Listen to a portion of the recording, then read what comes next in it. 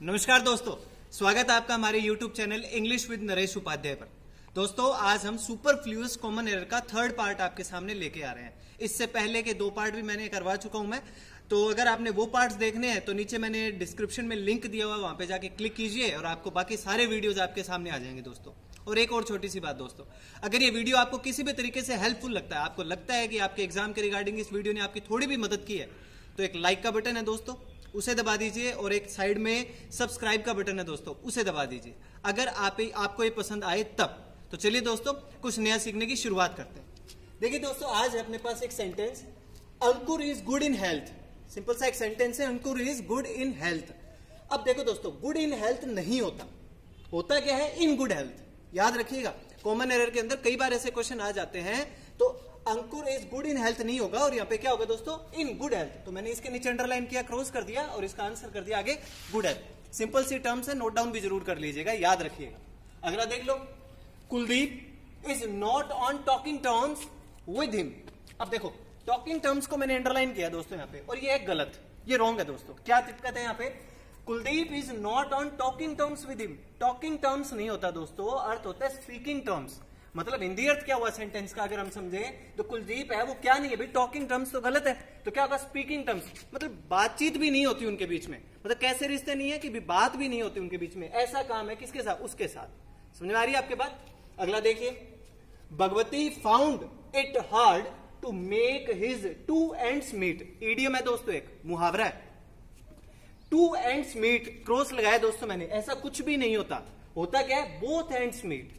अब लेकिन इसका अर्थ क्या होता है दोस्तों, तो पहले तो ये ध्यान रखिए कि बोथ ends मीट ये एक इडियम है, 2 ends मीट ऐसा कुछ होता नहीं है। और इस इडियम का, इस मुहावरे का अर्थ क्या है दोस्तों, सेंटेंस से समझ लो आप, Bhagwati found it hard to make his both ends meet. मतलब वो जो गुजारा करता है, ये भी उसके लिए मुश्किल हो रखा है दोस्तों। बोथ ends मीट का मतलब जो भी, जितना भी पैसा कमाता है, ठीक है ना, जो भी व्यय करता है, जो भी आय है उसकी, बड़ा मुश्किल हो रखा है उसके लिए। समझ में आ रही है आपके बात। तो याद रखिएगा, इन गुड हेल्थ ये सही होगा, गुड इन हेल्थ ये गलत होगा। इधर है टॉकिंग टर्म्स, ये गलत होगा, स्पीकिंग टर्म्स ये सही होगा, और यहाँ पे 2 ends मीट गलत होगा, बोथ ends मीट ये सही होगा दोस्तों। ठीक है। रॉन्गली कंबाइंड वर्ड्स, ये बहुत ही कॉमन सी चीज है दोस्तों।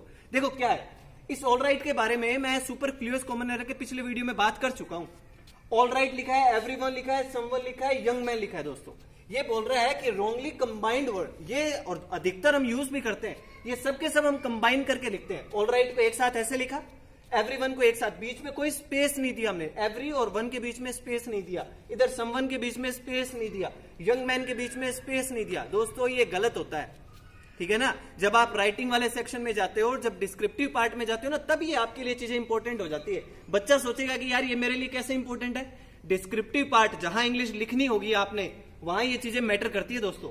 तो एवरीवन, इसके बीच में स्पेस आएगा, इधर ऑल राइट लिखा हुआ है तो ऑल राइट के बीच में स्पेस आएगा, तो ऑल राइट के बीच में स्पेस आएगा तो ये यूं लिखा जाएगा दोस्तों, ये सही होगा। पिछले वीडियो में भी बताया था मैंने। तो ऑल राइट ये गलत हुआ, ये एवरीवन गलत हुआ दोस्तों। इसको सही करना है तो इस एवरीवन के बीच में क्या दे दो आप, स्पेस दे दीजिए। समवन के बीच में क्या दे दीजिए, स्पेस दे दीजिए।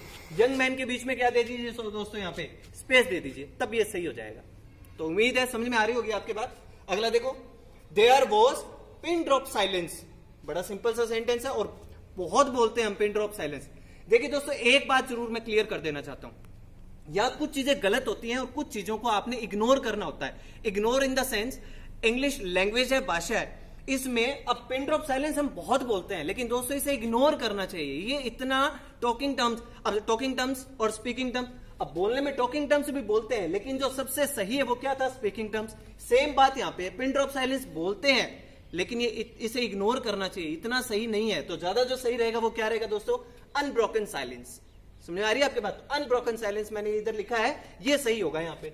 अगला देख लो, ये देखो दोस्तों, फ्ली अवे।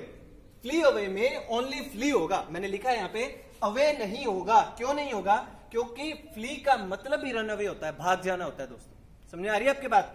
तो फ्ली अवे कई बार लिखा हुआ आता है, तो फ्ली के साथ किसका यूज नहीं कर रहा है, ये अवे का यूज नहीं कर रहा, सिर्फ फ्ली का यूज होगा। रन अवे, रन अवे किसका मतलब है, फ्ली का मतलब है। तो अवे गायब कर दो यहां से, ये सुपरफ्लूअस हुआ दोस्तों।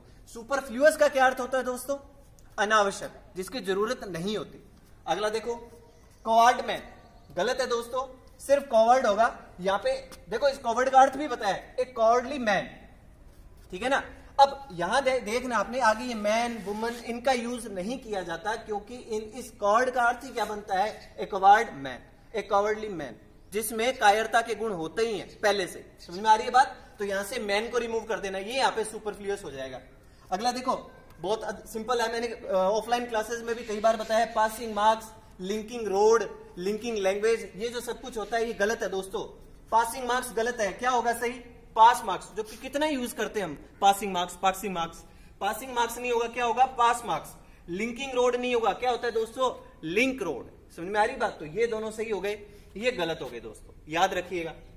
अगला म्यूचुअल फ्रेंड और म्यूचुअल इंटरेस्ट। फेसबुक पे आप म्यूचुअल फ्रेंड्स वगैरह देखते हो, लेकिन दोस्तों उनका काम चल रहा है, उनका चलने दो। ग्रामेटिकल देखा जाए तो इसे इग्नोर करना है हमें। म्यूचुअल फ्रेंड या म्यूचुअल इंटरेस्ट नहीं होता, जो बेटर आंसर होगा वो क्या होगा, कॉमन फ्रेंड या फिर कॉमन इंटरेस्ट, ये सही होगा, कॉमन फ्रेंड या कॉमन इंटरेस्ट, ध्यान रखिएगा इस बात का। म्यूचुअल एग्रीमेंट, दोस्तों एग्रीमेंट ही होगा सिर्फ। एग्रीमेंट का देखो, अब समझने का तरीका देखिए आप, एग्रीमेंट का मतलब ही क्या होता है, समझौता। तो समझौता तो उन्हीं व्यक्तियों के बीच में होता है ना, उसी चीज को लेकर होता है ना, जिसमें दोनों पक्ष, जो दोनों पार्टीज है, वो दोनों ही क्या हो गई है, सहमत हो गई है किसी बात को। तो फिर म्यूचुअल को लगाने की जरूरत ही क्या है, एग्रीमेंट जहां हुआ वहां म्यूचुअल तो अपने आप, म्यूचुअल अंडरस्टैंडिंग तो अपने आप ही है। तो एग्रीमेंट यहां पे सिर्फ अकेला आएगा, और मैंने आगे लिखा भी है, एग्रीमेंट इज ऑलवेज म्यूचुअल। तो एग्रीमेंट तो हमेशा ही क्या रहता है, म्यूचुअल ही रहता है। तो ध्यान रखिएगा, यहां से म्यूचुअल जो है ये सुपरफ्लुअस है, इसे रिमूव करना है। काइंडली रिक्वेस्टेड, मैंने एक सेंटेंस भी दिया था आपको, लास्ट के सुपरफ्लुअस कॉमन एरर के कुछ क्वेश्चन थे ना, उनमें एक मैंने दिया होता सेंटेंस काइंडली रिक्वेस्टेड वाला। काइंडली रिक्वेस्टेड दोनों एक साथ नहीं आते दोस्तों, request is always kindly, request हमेशा होती क्या है, काइंडली होती है।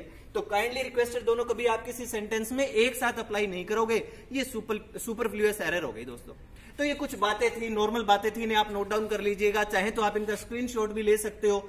अच्छे हैं दोस्तों, एग्जाम में इनसे रिलेटेड क्वेश्चन आते हैं, समझ में आ गई बात। और बाकी वीडियोस देखने तो नीचे लिंक है ही आपको, और अगर आपको ये वीडियो पसंद आया हो, लाइक और सब्सक्राइब करना ना भूले दोस्तों। धन्यवाद।